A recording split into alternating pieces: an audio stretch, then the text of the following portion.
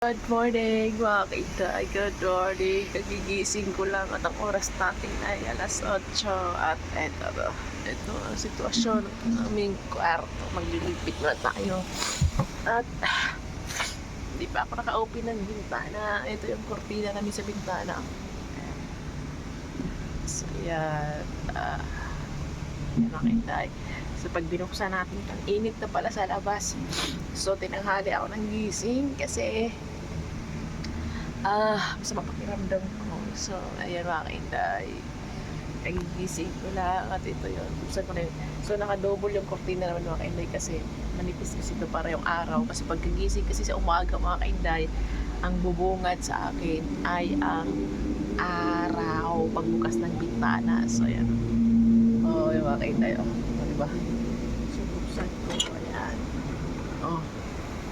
Ayan na mga kainday, pagising ko, ang bubungad ay araw. Good morning!